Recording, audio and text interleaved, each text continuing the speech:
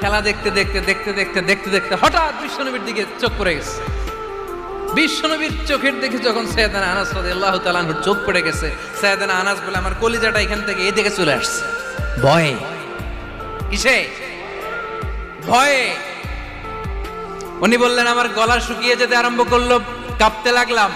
হায় হায়, এখন আমার মনে পড়ছে বিশ্বনবীর জামা আনতে পাঠাইছিল, ভুলে গেছে খেলার আবেশে পড়ে।